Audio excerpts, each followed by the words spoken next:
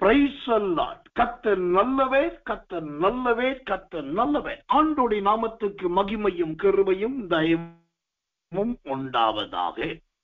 நாம் கடந்த நாட்களிலே யோசேப்பின் உச்சந்தலையின் ஆசீர்வாதங்கள் என்றால் என்ன என்று சொல்லி பார்ப்பதற்கு தேவன் உதவி செய்தார். உச்சந்தலையின் ஆசீர்வாதங்கள், இந்த உச்சந்தலையின் ஆசீர்வாதங்களை குறித்து பார்க்கும்போது அது என்னென்ன ஆசீர்வாதங்கள் என்பதிலே வித்தியாசமான பல தலையங்கத்தை நாம் பார்க்க உதவி செய்தார்.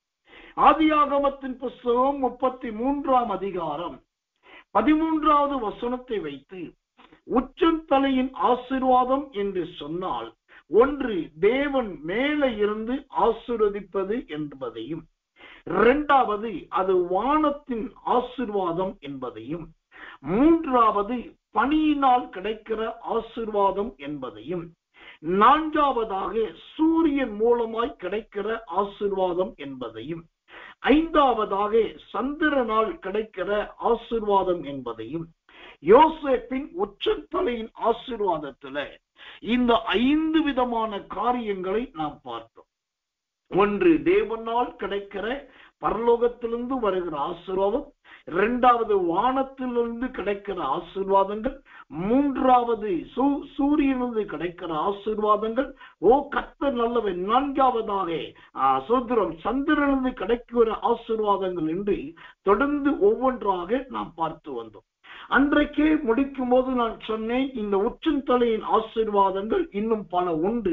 கர்த்தருக்கு சித்தமானால் வருகிற நாட்களில் அவைகளை தியானிக்க போகிறோம் என்று சொல்லி, அப்படியானால் யோசேப்பின் உச்சந்தலையின் ஆசீர்வாதத்தில் அடுத்ததாக அந்த உபாகமத்தின் புஸ்தகம் 33ஆம் அதிகாரம் 15வது வசனத்தை வாசிக்கிறேன். உபாகமம் 33:15.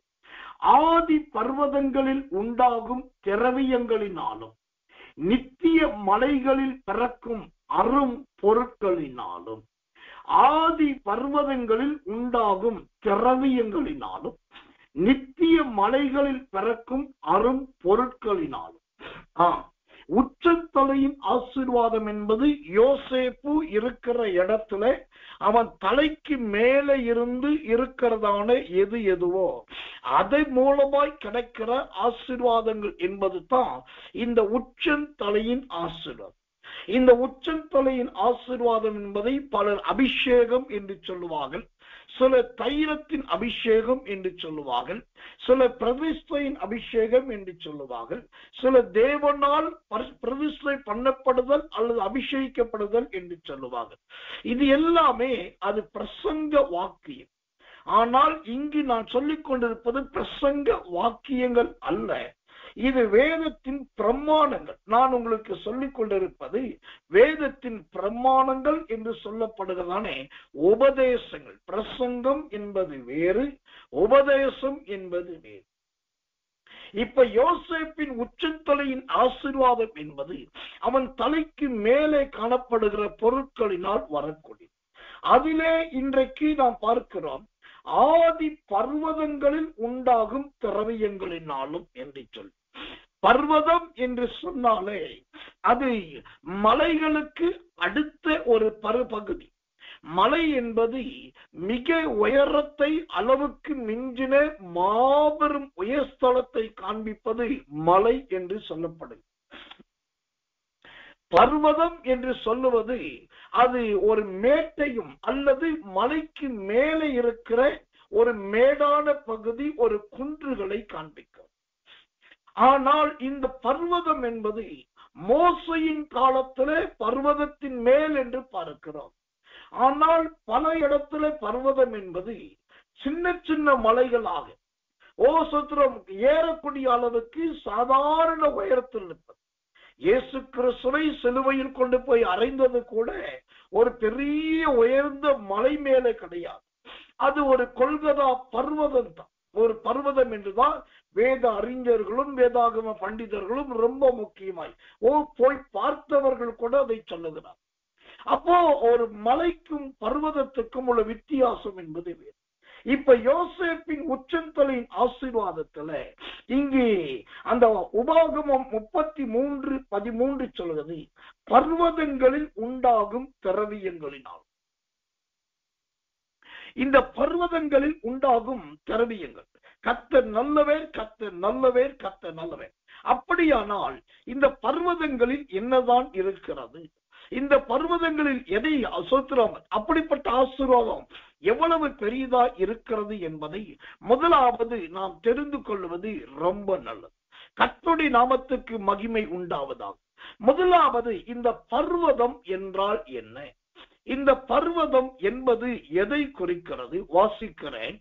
சங்கீதங்களின் புஸ்தகம் 87 சங்கீதம் 1வது வசனம். சங்கீதம் 87:1 வாசிக்கிறேன். அவர் அஸ்திபாரம் பரிசுத்த பர்வதங்களில் இருக்கிறது. அல்லேலூயா. அவர் அஸ்திபாரம் பரிசுத்த பர்வதங்களில் இருக்கிறது. யோசேப்பின் உச்சந்தலையின் ஆசீர்வாதத்திலே ஒன்று பர்வதங்களின் ஆசீர்வாதம். இப்ப இந்த பர்வதம் என்றால் என்ன? அது தேவனுடைய அஸ்திபாரத்தை காண்பிக்கும். கர்த்தருக்கு மகிமை உண்டாவதாக. நல்ல ஆழமான அஸ்திபாரம். இந்த அஸ்திபாரம் என்கிற அந்த பர்வதங்கள்ல என்ன இருக்கிறது? எரேமியாவின் புஸ்தகம் 46 அதிகாரம் 18வது வசனம். எரேமியா 46:18. பர்வதங்களில் தாபோரும் சமுத்திரத்தின் அருகே கர்மேலும் இருக்கிற நிச்சயம் போல் அவன் வருவான் என்று சேனைகளின் கர்த்தர் என்னும் நாமமுள்ள ராஜா தம்முடைய ஜீவனை கொண்டு சொல்லுகிறார். ஆமென். இந்த பர்வதங்களின் ஆசீர்வாதம் என்று சொன்னாலே, பர்வதம் என்பது தேவனுடைய அஸ்திபாரமாய் இருக்கிறது. இந்த அஸ்திபாரம் எப்படி இருக்கிறது? தாபோருக்கு சமமாகவும் சமுத்திரத்தின் அருகே கர்மேலும் இருக்கிற நிச்சயம் போல். அப்போ அவன் வருவான் என்று அங்க சொல்லப்படும். யார் வருவார்? யோசேப். எப்படி வருவார்? தாபோரை போல வருவார், கர்மேலை போல வருவார், சமுத்திரத்துக்கு அருகே இருக்கிறதை போல வரும். இப்போ எனக்கன்பான தெய்வ பிள்ளைகளே, இந்த தாபோர் மற்றும் கர்மேல், இந்த தாபோரும் கர்மேலும் நீங்கள் இஸ்ரவேல் ஜனங்களுடைய பிரயாணத்துல பார்த்தீங்கன்னா இரட்டை சொற்களாய் இரட்டை இடமாக இருக்கதை பார்க்கலாம். அதுல ரொம்ப முக்கியமாய் கர்மேல் என்பது நமக்கு ஏக பரிமளிக்கப்பட்ட தெரிந்த ஒரு ஸ்தலம். எலியா கர்மேல் பர்வதத்தில்தான் பாகால் தீர்க்கதரிசிகளை வரவழைத்து அங்கு வானத்திலிருந்து அக்கினியை வரப்பண்ணினது நிமித்தம் கர்த்தருடைய நாமத்தை உயர்த்தி பாகால் தீர்க்கதரிசிகளை கொலை செய்த இடம் என்பதை பார்க்கும்.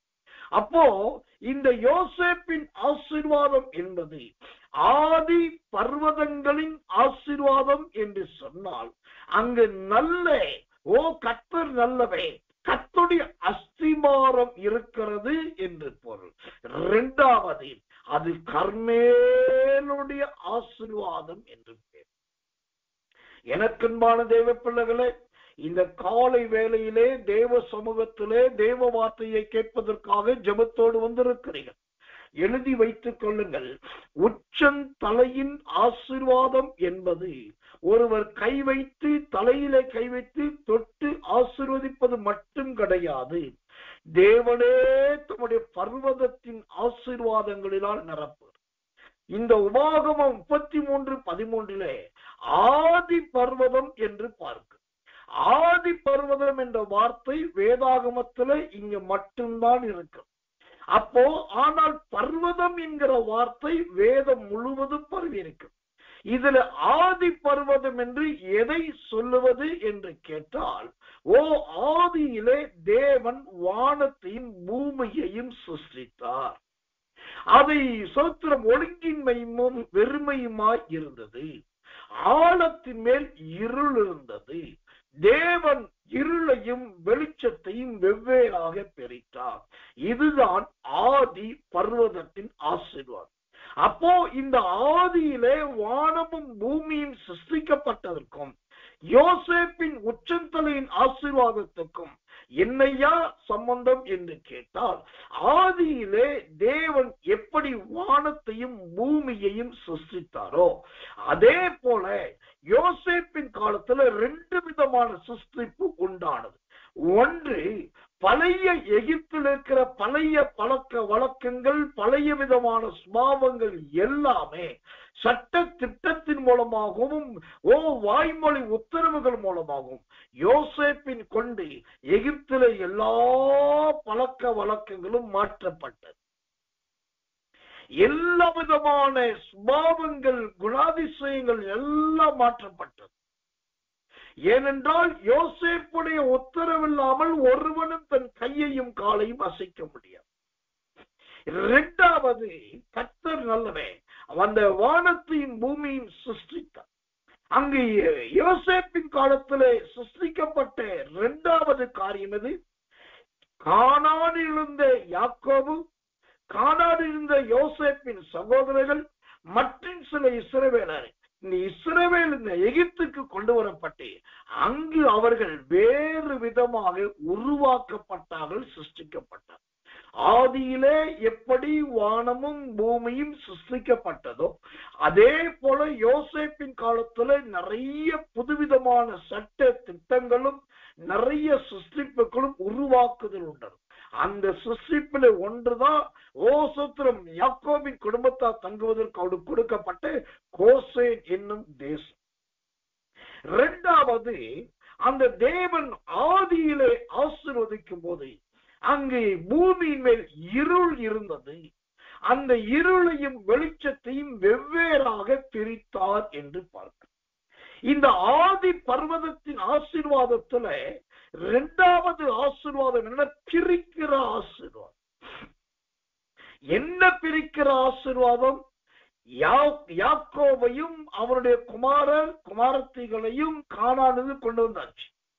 ஆனா இந்த யோசேப்பின் வீட்டாரை இஸ்ரவேலரோடு கலந்து இருக்காதபடி அவர்களை தனியாய் பிரித்து கோசேன் என்னும் ஒரு நாட்டிலே பிரித்து வைத்து எகிப்தியர் தனித்து பிரித்து வைக்கப்பட்டார்கள். அப்போ ஆதியிலேயே இருளையும் வெளிச்சத்தையும் வெவ்வேறாய் பிரித்ததை போல எகிப்தியர் என்கிற இருளையும் கானானியர் என்கிற வெளிச்சத்தையும் யோசேப்பின் காலத்திலே 2ஆக பிரிக்கப்பட்டது. நீங்க வேதத்தை ஆராய்ந்தாலும் தொடர்ந்து வாசித்தாலும் இந்த 2 பிரிக்கப்பட்ட அனுபவத்தை நன்றாய் பார்க்கலாம். இது எதை காண்பிக்கிறது? எழுதி வைத்துக் கொள்ளுங்கள். இதுதான் தேவ பிள்ளைகளுக்கு ஆண்டவர் கொடுக்கிற உச்சந்தலையின் ஆசீர்வாதம். நாம் எங்கே இருந்தாலும் சரி, நம்மோடு இருக்கிறவர்களுக்கும் நமக்கும் ஒரு பெரிய வித்தியாசத்தை, ஒரு பிரிவை தேவன் உண்டாக்கும். கர்த்தருக்கு மகிமையும் கிருபையும் தயவும் உண்டாவதா. ஒரு ஹோட்டல், அந்த ஹோட்டல்ல கர்த்தர் நல்லவே நல்ல சாப்பாடு நடந்து கொண்டிருக்குது. நிறைய கூட்டத்தார் உட்கார்ந்து சாப்பிட்டு இருக்காங்க. முதலாவது அங்கே அந்த டேபிள் சாப்பிட்டு முடித்தவர்கள் சோத்திரம் முடித்த உடனே டேபிள் கிளீன் பண்ணுகிற ஒரு பையன் வந்து கிளீன் பண்ணிட்டு இருக்கும் போது அந்த எடுத்து எல்லா பக்கெட்ல போடுற வேகத்துல அந்த டேபிள் தண்ணி டம்ளர் தட்டி கீழே சிந்துச்சு. கீழே சிந்தின உடனே அந்த டேபிளை சுற்றி உட்கார்ந்து இருந்தேன் சில மனிதர்கள் அவர்கள் மேல் பட அவங்க பயங்கர கோவப்பட்டு பொங்கி எழுந்து அந்த ஹோட்டல்ல அவ்வளோ பேர் இருக்க ஐயோடு பேசக்கூடாதுன்னு கூட யோசிக்காம அந்த பையனை பயங்கரமா பேசின உடனே அவனா ஒண்ணு சொல்ல முடியல. அவன் சாரி சார் சொல்லிட்டு ஒரு பக்கம் சாரி சொல்றா, மறுபக்கத்துல அந்த மேட்டை வச்சு டேபிள கிளீன் பண்றான். அந்த தண்ணியை வேக வேகமா வீசுறான். ஏன்னா மேனேஜர் வந்துடக்கூடாது, சூப்பர்வைசர் வந்துடக்கூடாது, ஓனர் வந்துடக்கூடாது, எல்லாம் பண்ணிட்டு. ஆனா இவங்களுக்கு இதுதான் சான்ஸ் சொல்லி இந்த மனிதர்கள் பயங்கரமா பேசிட்டான். இவனால ஒண்ணுமே செய்ய முடியல. அப்படியே அமைதியா வேலை பார்த்துட்டு வரட்டா அதுக்குள்ள அந்த மேன்மக்கள் வந்தார்கள். அவன் பிடிச்சு பயங்கர சத்தம் போட்டான். அவன் அழுது கொண்டே உள்ளே போன கிட்டத்தட்ட கொஞ்சம் நேரமானது. கத்து நல்லவே சோதர் ஒரு அரை மணி நேரம் திரும்ப வந்து கிளீன் பண்ணிட்டு அவனுக்கு அந்த இருதயத்துல அந்த வடுக்கள் காயம் உண்டாயிடுச்சு. அவன் அழுதுகிட்டே துக்கத்தோட அந்த வேதனையோடு வேலை பார்த்துட்டு இருக்கும்போது அந்த 1/2 மணி நேரம் கழிச்சு திரும்ப வேலை பார்த்துட்டு இருக்கும்போது திரும்பவும் இன்னொரு டேபிள்ல ஒரு சுதந்திரம் அதே போல டம்ளர் தட்டப்பட்டது. அங்கேயும் தண்ணி சிந்துருச்சு, அங்கேயும் பக்கத்துல ஆட்கள் மேல பட்டுச்சு. ஆனா நடந்தது என்ன தெரியுமா? இப்போ அந்த சுத்தி இருக்கிற ஆட்கள் பட்டும் அவர்கள் அதை பெரிதாய் பொருட்படுத்தல. பரவாயில்ல அப்படின்ட்டாங்க, நீ மெதுவா அதை எடு அப்படின்ட்டாங்க. உடனே ஏஞ்சி நின்று ஒதுங்கிட்டாங்க. ஒதுங்கி நின்றுட்டு விட்டுட்டாங்க, எந்த சத்தமும் காற்று. இப்ப நல்லா கவனிக்கணும், இதுதான் இருளுக்கும் வெளிச்சத்துக்கும் உள்ள வித்தியாசம். ஒரே இடம், ஒரே நாள், ஒரே சம்பவம், பாதிக்கப்பட்டது ஒரு பையன். ஆனால் அங்க மனிதர்கள் கையாண்ட விதம் 2. ஒரு கூட்டம் எகிப்தியரை போல இருளின் ஆதிக்கத்தை, இருளில் என்ன இருக்கும்? பயங்கர சத்தம் இருக்கும், ஓலம் இருக்கும், இறைச்சல் இருக்கும், தடுமாற்றம் இருக்கும். இதுதான் இருள். வெளிச்சத்துல என்ன இருக்கும்? அழகு இருக்கும், அமைதல் இருக்கும், சாந்தம் இருக்கும், புன்னகை இருக்கும். அதுதான் வெளிச்சம். இப்போ 2வது கூட்டத்துல இந்த மனிதர்கள் வெளிச்சம், அவங்க பெருசா எதுவுமே காட்டிக்கல. அவன் ஏஞ்சி நின்னாங்க, அவனுக்கு உதவி செஞ்சாங்க, சொத்துறோம் அமைதியா சிரிச்சபடி பரவாயில்லன்னு சொல்லி விட்டுட்டாங்க. அப்போ ஒரு தேவ பிள்ளை இருக்கிற இடம் இப்படிதான் கர்த்தர் இன்னைக்கும் பிரிச்சு வைக்கிறவராய் இருக்கு. இருளையும் வெளிச்சத்தையும் வெவ்வேறாக பிரித்தார். ஆதியிலே யோசேப்பை கொண்டு ஏதோ யோசேப்பை வைத்துட்டாரு, உங்க அப்பாவுக்கு அரிசி கொடுத்தாரு, அண்ணமாருக்கு தானியத்தை கொடுத்தாரு, அப்புறம் கூட்டு வீட்டை கட்டி கொடுத்தாருலாம் கிடையாது. அந்த யோசேப்பு செய்தது சரித்திர சான்றுகள். அவன் இருளையும் வெளிச்சத்தையும் வெவ்வேறாக பிரிக்கிறவனாய் இருந்தான். இதுதான் யோசேப்பின் ஆதி, அவனுடைய உச்சந்தலையின் ஆசீர்வாதங்களில் ஒன்று. இதுதான் ஆதி பர்வதத்தின் ஆசீர்வாதம். ஆரம்பத்திலே வானமும் பூமியும் சிருஷ்டிக்கப்படும் போதே பர்வதங்கள் இருந்தது. அந்த பர்வதங்களிலே பெரும்பாலானவைகள் இருளாய் இருந்தது, சில பகுதிகள் வெளிச்சமாய் இருந்தது. அதை தேவன் அழகாய் வெவ்வேறாக பிரித்து அதுக்கு பகல் என்றும் இரவென்றும் பேரிட்டார். அதே போல இஸ்ரவேலர் என்றும் எகிப்தியர் என்றும் இவர்கள் பேரிடப்பட்டார்கள். எனக்கன்பான தேவ பிள்ளைகளே, கொஞ்சம் கவனிங்கள். நீங்கள் இருக்கிற இடத்துல உங்களுக்கும் உங்களோடு இருக்கிறவர்களுக்கும் இடையில நல்ல இந்த வித்தியாசம் இருக்கிறதா என்பதை பாருங்கள். சுபாவத்திலே வித்தியாசம், பேச்சிலே வித்தியாசம், அணுகுமுறையிலே வித்தியாசம். அந்த ஒவ்வொன்றிலும் ஒரு வித்தியாசத்தை நாம் காண்பிக்க வேண்டும். இந்த யோசேப்பின் உச்சந்தலின் ஆசீர்வாதம் ஆதி பர்வதத்தின் ஆசீர்வாதம். இந்த ஆதி பர்வதத்தின் ஆசீர்வாதத்துல இப்போ இருள் விலகினது, வெளிச்சம் உண்டானது. இருளுக்கு இரவு என்றும் பகலுக்கு வெளிச்சம் என்றும் பெயரிட்டார். எனக்கன்பான தேவ பிள்ளைகளே, கர்த்தருடைய ஊழியக்காரனாகி நான் தேவனுடைய கிருபையை முன்னிட்டு தைரியமாகவும் சந்தோஷமா சொல்றேன். யோசேப்பை கொண்டு இவ்வளவு பெரிய ஒரு சரித்திர சான்றை 2 விதமான பிரிவை உண்டாக்கி தம்முடைய ஜனங்கள் என்றும் தம்மை அல்லாத ஜனங்கள் என்றும் கர்த்தர் பிரிக்க முடியுமானால், நீ உங்களை நெருக்கி கொண்டிருக்கிற, உங்களை உபத்திரவப்படுத்துகிற, அல்லது நான் வாழ முடியாத இடத்துல வந்து சேர்ந்து விட்டேன் நினைக்கிற அந்த நிலைமை இருந்து ஆண்டவர் உங்களை பிரிச்சு நம்முடைய கோசேன் என்னும் தேசத்துல வைத்து அவர் ஆசீர்வதிக்க போதுமானவராய் இருக்கிறார். கர்த்தர் நல்லவர், கர்த்தர் நல்லவர், கர்த்தர் நல்லவர். அதைத்தான் இந்த எரேமியாவின் புஸ்தகம் 46ஆம் அதிகாரம் 18ஆம் வசனம் சொல்லுது.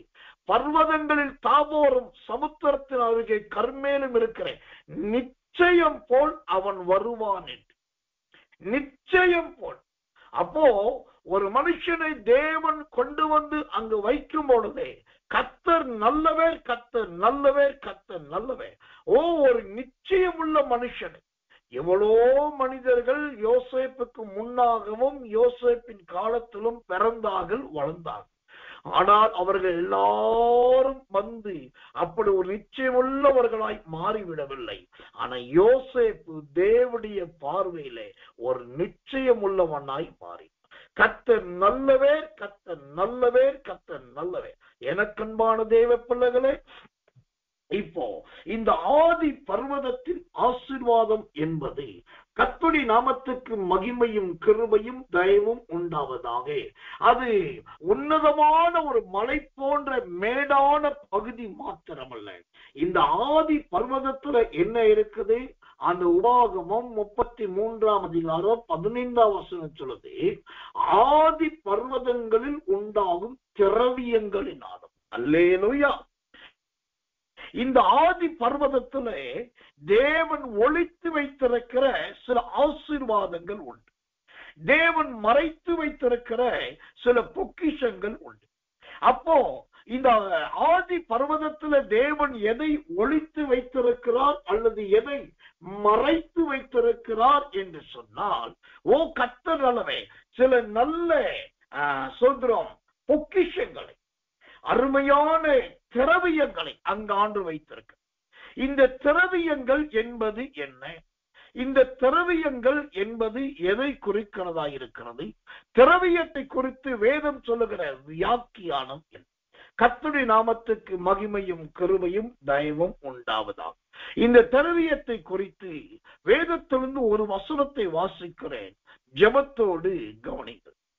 எஸ்ராவின் புஸ்தகம் 1ஆம் அதிகாரம் 4வது வசனம். எஸ்ரா 1:4.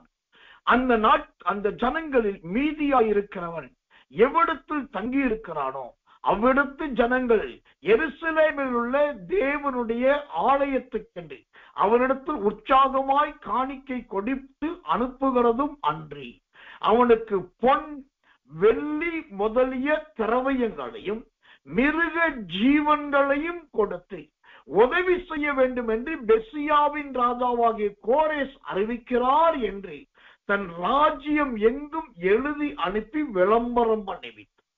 இந்த கசத்திரம் ஆதி பர்வதத்தில் இருக்கிற திரவியங்கள். இந்த திரவியம் என்ன என்று எஸ்ரா 1:4 சொல்லுகிறது. அவனுக்கு பொன் வெள்ளி முதலிய திரவியங்களையும் மிருக ஜீவன்களையும் கொடுத்து. கர்த்தரை இந்த யோசேப்பின் உச்சத்தலையின் ஆசீர்வாதம் நல்ல திரவியங்கள் நிறைய. திரவியம் என்பது 3 விதமான ஆசீர்வாதத்தை காண்பிக்கிறது. ஒன்று பொன் என்கிற ஆசீர்வாதம், 2வது வெள்ளி என்கிற ஆசீர்வாதம், 3வது மிருக ஜீவன்கள் என்கிற ஆசீர்வாதம். கர்த்தருடைய நாமத்துக்கு மகிமையும் கிருபையும் தயவும் உண்டாவதாம். இப்போ இந்த பொன்னையும் வெள்ளியையும் மிருக ஜீவன்களையும் ஆண்டவர் எங்க வைத்திருக்கிறார்? பர்வதத்திலே வைத்திருக்கிறார். பர்வதத்தில் இருக்கிற பொன் எப்படிப்பட்டது தெரியுமா? பர்வதத்தில் இருக்கிற வெள்ளி எப்படிப்பட்டது தெரியுமா? அது ரொம்ப சுத்தமான பொன்னும் சுத்தமான வெள்ளி. எந்த தட்டானாலும் கையாளப்படாததும், எந்த கணக்கானாலும் தீயிடப்படாததும், யாரும் எடுக்காததுமான நேருக்கு நேராய் தரையிலிருந்தும் அந்த பர்வதத்திலிருந்தும் கிடைக்கக்கூடியதுதான் சுத்தமான பொன்னும் சுத்தமான வெள்ளி. எனக்கன்பான தேவ பிள்ளைகளே, யோசேப்பின் உச்சந்தலையின் ஆசீர்வாதத்தை தேவன் கொடுக்கும் போது அவனுக்கு நல்ல பொன்னையும் கொடுத்தார், நல்ல வெள்ளியையும் கொடுத்தார். யோசேப்பின் காலத்தில் இந்த பொன் என்பது எதை குறிக்கிறது என்று சொன்னால், அவன் களஞ்சியங்களில் சேர்த்து வைத்த தானியத்தை குறிக்கிறது. யோசேப்பின் காலத்தில் வெள்ளி என்பது எதை குறிக்கிறது என்று சொன்னால், அவன் ஓசத்தில் ஏற்படுத்தினதான நல்ல ஆளுகைகளையும் அதிகாரங்களை குறிக்கிறான். 3வது, இந்த பர்வதத்திலே கிடைக்கக்கூடிய அந்த பொக்கிஷம் என்னன்னா மிருக ஜீவன். இந்த மிருக ஜீவன்கள் எதை குறிக்கிறது என்று சொன்னா, எகிப்தியர்கிட்ட இருந்த எல்லா ஆடுகளையும் மாடுகளையும் பார்வோனுடைய பெயரை சொல்லி இந்த யோசேப்பு வாங்கிவிட்டார். இப்போ எகிப்து மனிதர்களிடத்தில் அவரவர்களுக்கு சொந்தமான ஆடு மாடுகள் கிடையாது, எல்லாமே அரசாங்கத்துக்கு சொந்தமாகிவிட்டது, ராஜாவின் பெயருக்கு சொந்தமாகிவிட்டது. யோசேப்பின் கீழே வந்து அவனுக்கு உரிமை உள்ளவைகளாய் மாறிவிட்டது. அப்போ யோசேப்பின் உச்சந்தலையின் ஆசீர்வாதம் என்பது கர்த்தர் நல்லவர், அது ஆதி பர்வதத்தின் ஆசீர்வாதம். அந்த ஆதி பர்வதத்தின் ஆசீர்வாதமே கர்த்தர் நல்லவே வானத்தையும் பூமியும் சிருஷ்டிப்பதற்கு சமானம், இருளையும் வெளிச்சத்தையும் பிரிப்பதற்கு சமானம். அதோடு கூட அது நல்ல பொன்னினாலும் வெள்ளியினாலும் நிறைந்த ஆசீர்வாதங்கள். அதனால தான் யோசேப்பின் வாழ்க்கையில கடைசி வரைக்கும் அவனுக்கு பொருளாதார நெருக்கடியோ பண பிரச்சனைகளோ அவன் தேவைகளுக்காக அவன் அங்கலாய்த்ததோ கிடையவே கிடையாது. காரணம், ஆண்டவர் அவனுக்கு ஏராளமான நல்ல பொன்னினாலும் நல்ல வெள்ளியினாலும் தேவனாகிய கர்த்தரவனை நன்றாய் ஆசீர்வதித்தார். அப்படி ஆசீர்வதிக்கிற அந்த ஆசீர்வாதத்தின் மகிமைக்குரிய தேவனுடைய மனுஷனாகத்தான் இந்த யோசேப்பு அந்த தேசத்திலே காணப்பட்டார். எனக்கன்பான தேவ பிள்ளைகளே, கர்த்தர் நல்லவர், கர்த்தர் நல்லவர், கர்த்தர் நல்லவர். இந்த பொன்னும் வெள்ளியும் யோசேப்பின் காலத்திலே எங்கே இருந்தது என்று கேட்டா வேதம் சொல்லுகிறது. ஆதியாகமம் 44 அதிகாரம் 8 வசனம். ஆதியாகமம் 44:8 வாசிக்கிறேன். எங்கள் சாக்குகளின் வாயிலே நாங்கள் கண்ட பணத்தை கானான் தேசத்திலிருந்து கொண்டு வந்தோமே, நாங்கள் உம்முடைய எஜமானின் வீட்டிலிருந்து, கவனிங்க, எஜமானின் வீட்டிலிருந்து வெள்ளியாகிலும் பொன்னாகிலும் திருடி கொண்டு போவோமா? இப்போ யோசேப்பின் சகோதரர்கள் சொல்லுகிறார்கள், யோசேப்புடைய வீட்டிலிருந்து பொன்னையாவது வெள்ளியாவது எடுப்போமா? அப்ப என்ன அர்த்தம்? இந்த உச்சந்தலையின் ஆசீர்வாதமாகிய பர்வதத்தின் ஆசீர்வாதம், ஒன்று பொன், இரண்டாவது வெள்ளி, மூன்றாவது மிருக ஜீவன்கள். இதுல பொன்னும் வெள்ளியும் யோசேப்பின் வாழ்க்கையில எங்க இருந்தது என்று கேட்டா அவருடைய வீட்டிலேயே இருந்தது. வேதத்துல பலதரப்பட்ட ஆசீர்வாதங்கள் உண்டு. அதுல எனக்கு பிடித்த ஒரு அருமையான ஒரு வசனம் உண்டு. சங்கீதத்தின் புஸ்தகம் 113 சங்கீதம் என்று நினைக்கிறேன். ஆஸ்தியும் ஐஸ்வர்யமும் அவன் வீட்டில் இருக்கும் என்கிற அழகான ஒரு வசனம். அது ஒரு காலத்துல தேவன் எனக்கு தனிப்பட்ட ரீதியாய் கொடுத்தார். என்றைக்கு தனிப்பட்ட ரீதியாய் அந்த வசனத்தை ஆண்டவர் கொடுத்தாரோ அதை வைத்து கர்த்தரை நன்றாய் துதிக்கவும் ஸ்தோத்தரிக்கவும் ஆரம்பித்தேன். அந்த தேவனை துதிக்கவும் ஸ்தோத்தரிக்கவும் ஆரம்பித்த உடனே அந்த சுத்திரம் கர்த்தர் ஆஸ்தியும் ஐஸ்வர்யத்தையும் தேவன் நன்றாய் கொடுக்க ஆரம்பித்தார். அப்போ இந்த பொன்னும் வெள்ளியும், கர்த்தர் நல்லவர், கர்த்தர் நல்லவர், கர்த்தர் நல்லவர். எனக்கன்பான தேவ பிள்ளைகளே, இந்த ஐஸ்வர்யம் எதை குறிக்கிறது? யோசேப்பின் வீட்டில் இருந்த பொன்னையும் வெள்ளியையும் குறிக்கிறது. கர்த்தருடைய நாமத்துக்கு மகிமை உண்டாவதாக. கர்த்தருடைய ஊழியக்காரனாகி நான் சொல்லுகிறேன், உங்களுக்கும் இந்த ஐஸ்வர்யத்தை தேவனாகிய கர்த்தர் யோசேப்புக்கு கொடுத்ததை போல உங்களுக்கும் நிச்சயமாய் ஆம் என்றும் ஆமேன் என்றும் தருவார். அவர் தருவதற்கு வல்லவராய் இருக்கிறார், நல்லவராய் இருக்கிறார், போதுமானவராய் இருக்கிறார். சுத்ரோ, எனக்கன்பானவர்களே, ஒன்று பொன், இரண்டாவது வெள்ளி, மூன்றாவது மிருக ஜீவன்கள். இந்த மிருக ஜீவன்கள் யோசேப்பின் வாழ்க்கையிலே எங்கே இருந்தது என்று பார்த்தால் அது வீட்டுக்கு உள்ளே அல்ல, அவன் வீட்டுக்கு வெளியே எல்லா இடத்திலும் இந்த மிருக ஜீவன்கள் நிறைந்திருந்தது. நான் ஏற்கனவே சொன்னனே ஒரு வாக்குத்தத்த வசனம், சங்கீதங்களின் புஸ்தகம் 112 சங்கீதம் 3வது வசனம். சங்கீதம் 112:3 வாசிக்கிறேன். ஆஸ்தியும் ஐஸ்வர்யமும் அவன் வீட்டில் இருக்கும், அவனுடைய நீதி என்றென்றைக்கும் இருக்கும். அல்லேலூயா. ஒரு தேவ மனுஷனுடைய வீட்டிலே, ஒரு தேவ பிள்ளையுடைய வீட்டிலே ஒன்று ஆஸ்தி இருக்க வேண்டும், இரண்டாவது ஐஸ்வர்யம் இருக்க வேண்டும். இப்ப யோசேப்புடைய வீட்டிலே முதலாவது ஐஸ்வர்யத்தை பார்த்தோம், அது பொன்னையும் வெள்ளியையும் குறிக்கும். இரண்டாவது ஆஸ்தி, அந்த ஆஸ்தி தான் எதுனாக்கா மிருக ஜீவன்கள். எனக்கன்பான தேவ பிள்ளைகளே, இந்த யோசேப்புடைய உச்சந்தலையின் ஆசீர்வாதத்துல கர்த்தர் நல்லவே, ஆதி பர்வதத்திலிருந்து கர்த்தர் கொடுக்கிற ஆசீர்வாதத்துல மிருக ஜீவன். இப்போ எனக்கு இங்க ரொம்ப ஆச்சரியம் என்னன்னா, யோசேப்பின் உச்சந்தலையின் ஆசீர்வாதம் என்று உபாகமம் 33 சொல்லிட்டு, அது ஆதி பர்வதங்களின் ஆசீர்வாதம் சொல்லிட்டு, ஆதி பர்வதம் என்று சொன்னாலே அங்க பொண்ணு இருக்கும் வெள்ளி இருக்கும் சொல்லிட்டு, மூணாவது மிருக ஜீவன். இப்ப பர்வதத்து மேல இருக்கிற மிருக ஜீவன் எப்படி இருக்கும்?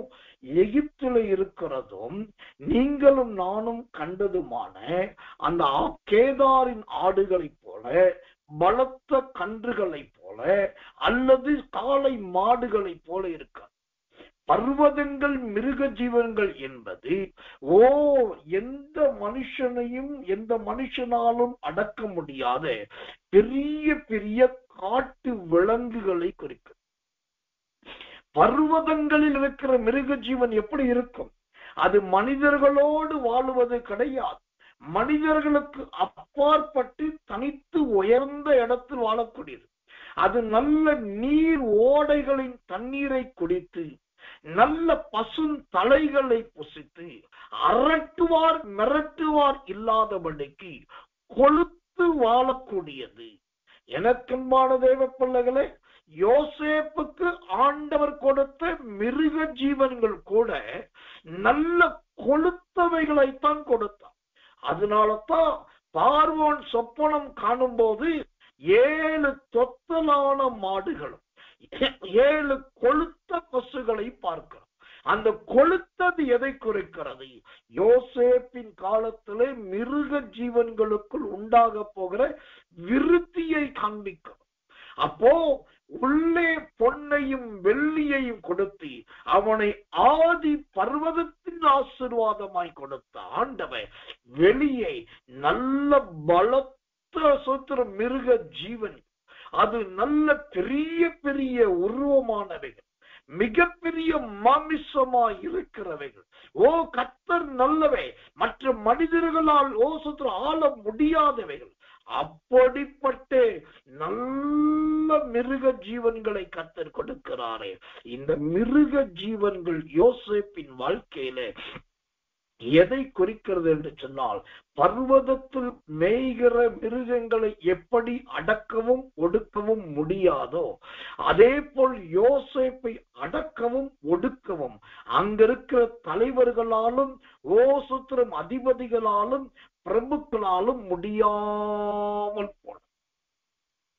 அவனை யோசேப்பை கீழே தள்ளவோ அல்லது பதவியை விட்டு நீக்கவோ தேசத்தை விட்டு துரத்தவோ முடியாதபடிக்கு யோசேப்பு காண்டாமிருகத்தை விட பலசாலியாய் மாறி, யோசேப்பு லிவியதான் என்று யோபுவில் சொல்லப்படுகிறதே, அந்த லிவியதானை பார்க்கிலும் சுத்திரம் அப்படி தைரியம் உள்ளவன்.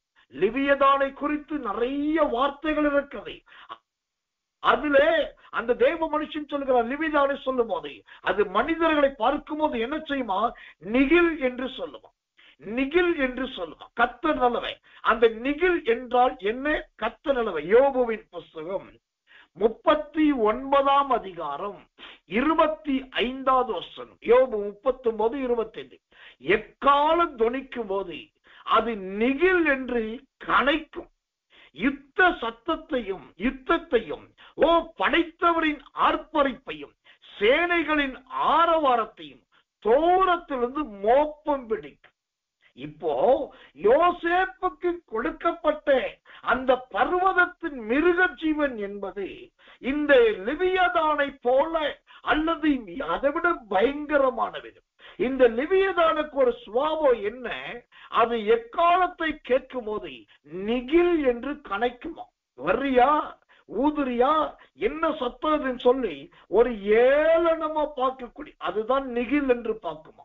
அப்போ யோசேப்பு கூட எகிப்தில அந்த பார்வோனையும் பார்வோனின் மனிதர்களையோ பிரபுக்களையும் மற்ற எல்லாரையும் நிகில் என்று பார்க்கிறவனாயிருந்தான். ஒன்று. இரண்டாவது, அந்த ஆதி யோபு 39:25 சொல்வது யுத்தத்தையும் படைத்தவரின் ஆர்ப்பரிப்பை. இந்த யோசேப்பு எப்படிப்பட்டவன் தெரியுமா? ஆதி பர்வதத்தின் ஆசீர்வாதம் நிறைந்தவனாய் இருந்தபடினால் அவன் யுத்தத்தை நன்றாய் தெரிந்து, மிருகமும் எப்படி சண்டை போடும், கால்நடைகளும் எப்படி சண்டை போடும், எது எதோடு மோதிக்கொள்ளும் என்கிற எல்லாமே அவனுக்கு தெரியும். அந்த இடத்துல யாராவது எக்காலம் ஊதுனா கூட அவன் சூத்திரன் பழைய ஏற்பாட்டு காலத்துல எக்காலம் ஊதுனா ஜனங்க பயப்படுவாங்க. சூத்திரம் யாரோ வந்தாச்சு என்று, அல்லது மரணம் அறிவிக்கப்பட்டது, அல்லது பிரயாணம் பண்ணணும் சொல்லி எக்காலத்தை கேட்டா ஜனங்க பயந்த காலம் அது. ஆனா யோசேப்பின் காலத்துல எக்காலத்தை ஊதுனாக்கா அவன் பயப்படுகிறவனா இல்ல, படைத்தவரின் ஆர்ப்பரிப்பாய் அதை எடுத்துக் கொள்ளுகிறவன். அல்லேலூயா. படைத்தவரின் ஆர்ப்பரிப்பு. யோசேப்பின் உச்சந்தலையின் ஆசீர்வாதம் பாருங்க, அது ஆதி பர்வதத்தின் ஆசீர்வாதம். ஆதி பர்வதத்தின் ஆசீர்வாதம் என்பது 3 வகை. ஒன்று பொன், இரண்டாவது வெள்ளி. இந்த பொன்னும் வெள்ளியும் யோசேப்பின் வீட்டில் இருந்தது. மூன்றாவது மிருக ஜீவன். இந்த மிருக ஜீவன் யோசேப்பின் வீட்டுக்கு வெளியிலும் அவாந்தரத்திலும் யோசேப்பின் பேரில் லட்சோபலட்ச மிருகங்களும் அது. இந்த மிருகத்தின் ஆசீர்வாதம் எதை குறிக்கிறது? யோசேப்பை ஒருவராலும் எதிர்க்க முடியாது என்பதை, அவன் பலம் கொண்டவன் என்பதை காண்பிக்கிறது. இந்த யோசேப்பை ஏன் யாராலும் முறியடிக்க முடியல, யாராலும் ஏன் யோசேப்பை எதிர்க்க முடியலன்னா, அதுக்குதான் யோபு 39:25 சொல்லுகிறது, படைத்தவரின் ஆர்ப்பரிப்பையும் சேனைகளின் ஆரவாரத்தையும் தூரத்திலிருந்து நல்ல மோப்பம் பிடிக்கிறவன் இந்த யோசேப்பு. எவ்வளவு அழகான ஒரு திவ்ய சுபாவம் பாருங்க. அவட்ட இருக்க நல்ல ஒரு சூத்திரம், அந்த திறமைய பாருங்க. எங்க என்ன நடக்கிறது என்பதை தூரத்திலிருந்து அறியக்கூடிய, ரொம்ப தூரத்திலிருந்தே கணிக்கக்கூடியவன். இதெல்லாம் யோசேப்பின் ஆசீர்வாதங்கள். ஆனா அவனுக்குள் இவ்வளவு வித்தியாசமான மகிமையான மகத்துவமான ஏராளம் ஆசீர்வாதங்கள் தேவன் வைத்திருக்கிறார் என்பதை அறியாமல் பலர் இன்னைக்கும் எதை பிரசங்கிக்கிறார்கள், எதை உபதேசிக்கிறார்கள். யோசேப்பை குழியில யோசேப்பை சூத்திரம் இஸ்மவேலுக்கு விட்டு போட்டாங்க, யோசேப்பை ஜெயில அடைச்சாங்க, அவனுக்கு வஸ்திரத்தை மாத்தினாங்க, உடனே அவன் பணக்காரன் ஆயிட்டான், உடனே அதிகாரி. இதையே சொல்லிட்டு இருக்கும். ஆனா யோசேப்பின் ஆசீர்வாதம் என்பது அவனோட உச்சந்தலையின் ஆசீர்வாதம். அந்த உச்சந்தலையின் ஆசீர்வாதத்திலே கர்த்தர் நல்லவே, அங்க சூரியனின் ஆசீர்வாதம் இருக்கிறது, சந்திரனுடைய ஆசீர்வாதம் இருக்கிறது, தேவனுடைய ஆசீர்வாதம் இருக்கிறது, வானத்தின் ஆசீர்வாதம் இருக்கிறது, பனியின் ஆசீர்வாதம். இந்த 5 ஆசீர்வாதங்களை ஏற்கனவே பார்த்தோம். இன்றைக்கு 6வதாக ஆதி பர்வதத்தின் ஆசீர்வாதத்தை பார்த்தோம். அதுல பொன் இருக்கிறது, வெள்ளி இருக்கிறது, நல்ல மிருக ஜீவங்கள் இருக்குது. இது 3மே அந்த யோசேப்பு மகா பராக்கிரமசாலி என்பதை, பலம் கொண்டவன் என்பதையும் அந்த தேசத்துக்கே காட்டுவதாயிருந்தது. கர்த்தருடைய ஊழியக்காரனாக நான் சொல்லுகிறேன், தேவ பிள்ளைகள் ஒவ்வொருவருமே இந்த சங்கீதம் 112:3 வாசித்தபடி ஆஸ்தியும் ஐஸ்வர்யமும் அவன் வீட்டில இருக்கும். எப்பயுமே நோயும் நொடியுமாய் இருக்கக்கூடாது, எப்பயுமே சண்டையும் சச்சரவுமாய் இருக்கக்கூடாது, எப்பயுமே பிரச்சனையும் குழப்பமா இருக்கக்கூடாது. எந்த நேரத்திலும் அசுத்தாவிகளுக்கும் உங்களுக்கும் இடையிலே ஒரு யுத்தம் நடந்து கொண்டே இருக்கக்கூடாது. தேவனால் நடத்தப்படுகிறது உண்மைன்னா உங்க வீட்டுல ஆஸ்தி இருக்கணும், ஐஸ்வர்யம் இருக்கணும், தேவனுடைய நீதி அதுல விளங்கணும். அதுதான் தேவ பிள்ளைகளுக்கு அடையாளம்.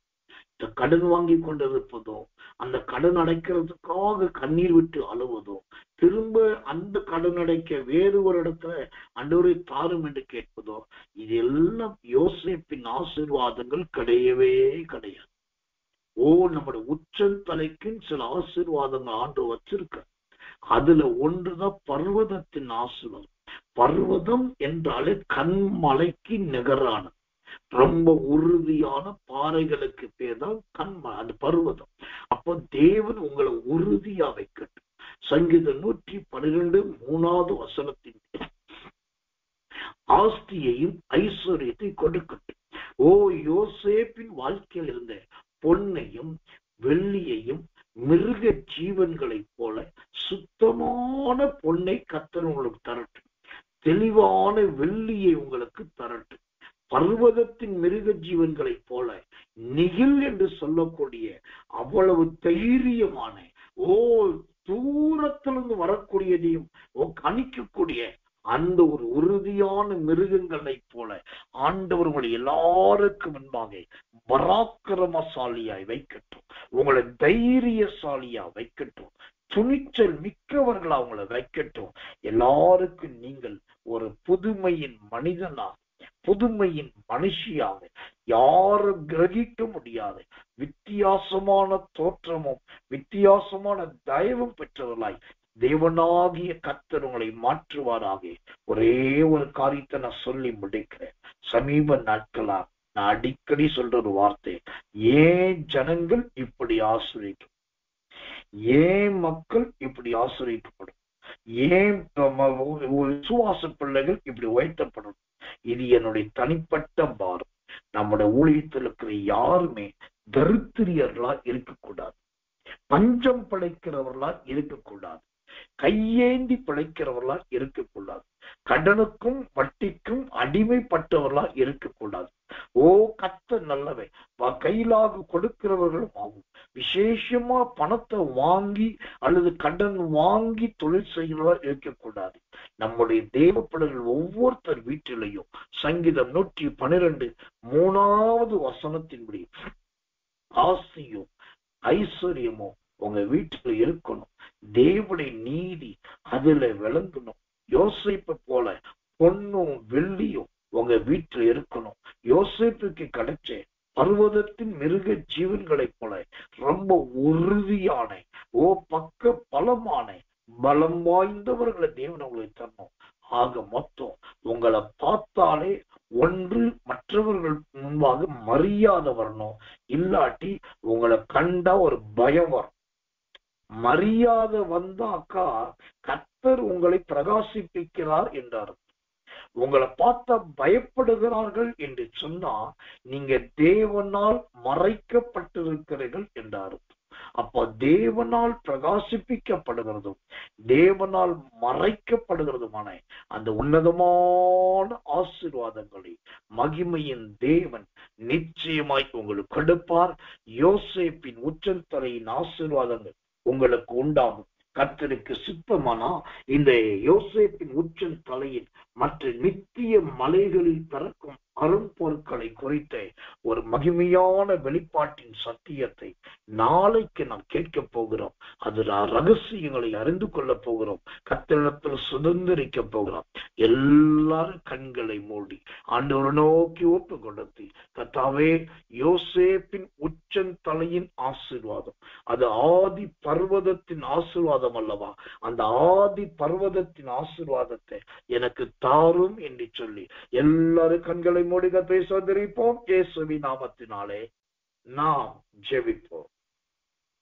அன்புள்ள நல்ல பரமபிதாவே, நல்ல அருமையான இந்த காலை வேலைக்காக நன்றியோடு துதிக்கிறோம். நல்ல வசன ஆராதனையை தேவன் கொடுத்து ஆதியிலேயே வசனத்தினால் உம்மை ஸ்தோத்தரிக்க தொழுது கொள்ள உதவி செய்கிறே நன்றி. நல்ல வசன வியாக்கியானத்துக்காகும் ஆண்டவரே கர்த்தர் நல்லவே, இரட்டிக்க பண்ணுகிற தேவனுமாய் நீ செய்கிற தேவனாய் இருக்கிறதுக்காக கோடி ஸ்தோத்திரம். ஆண்டவரால் கொடுக்கப்பட்ட இனி வருகிற மாதத்தை குறித்து நல்ல அறிவிப்புகளுக்காக 1 கோடி நன்றி என்று சொல்லி நன்றியோடு துதிக்கிறோம், ஸ்தோத்தரிக்கிறோம். எல்லாவற்றை விட யோசேப்பின் உச்சந்தொழியின் ஆசீர்வாதம் என்பது ஆதி பர்வதங்களின் ஆசீர்வாதம் என்பதை கர்த்தருக்கு விளங்க காட்டினீர் ஆண்டவரே. இதோ உம்முடைய பிள்ளைகள் ஒவ்வொருத்தர் வீட்டிலும் இதை பிரசங்கித்து ஜெபிக்கிற அடியாருடைய வீட்டிலும் சங்கீதம் 112 3 ஆஸ்தியும் ஐஸ்வர்யமும் எல்லாருக்கும் உண்டாவதாக. ஏராளமான நன்மை கிடைப்பதாக, ஏராளமான சகாயம் கிடைப்பதாக. சொந்த வீடு இல்லாதவர்கள் இந்த வருடத்திலே சொந்த வீடு வாங்குவார்களாக. வீட்டு கட்டுமான பணி செய்ய துவங்கினவர்களும் செய்து கொண்டு இருக்கிறவர்களும் முடிக்க போகிறவர்களும் பிதா குமாரன் பரிசுத்தாவின் நாமத்தில் ஆசீர்வதிக்கப்பட்டு நல்ல சொந்த வீட்டு வேலைகளை நிறைவேற்றி முடிக்க நீர் எல்லைகளையும் காலங்களையும் வருமானத்தையும் இரட்டிக்க பண்ணுவீராக. அது மாத்திரமல்ல, யோசேப்பு ஆண்டவரே பர்வதத்தின் விலங்குகளைப் போல உறுதியாயிருந்ததைப் போல என் அன்பு வாலிப சகோதரனும் சகோதரிகளும் இந்த வயதிலே கர்த்தருக்காக தைரியமாய் அந்த பர்வதத்தின் மிருக ஜீவன்களைப் போல ஒரு தைரியமானவர்களாய் மாற்றுவீராக. அந்த மன பக்குவம் உடைய பிள்ளைகளுக்குள் உண்டாகட்டும். ஆண்டவரே, ஆண்டோடைய கரமும் கிருபையும் தாகட்டும். இந்த நாளில் உடைய பிள்ளைகள் போகிற பிரயாணங்கள், எடுக்கிற முயற்சிகள், போக்குவரத்துக்கள் அனைத்திலும் தேவனுடைய பாதுகாப்பு இருப்பதாக, கர்த்தருடைய பாதுகாப்பின் கரம் இருப்பதாக, நீரே வல்லமையை விளங்க செய்தருளும் ஆண்டவரே. எல்லாம் உம்மால் கூடும் ஆண்டவரே. நீ சகலத்தையும் செய்ய வல்லவே. நீ செய்ய நினைத்தது ஒன்றும் தடைப்படாது. கிருபையின் கரத்துக்குள் ஒப்புவிக்கிறோம்.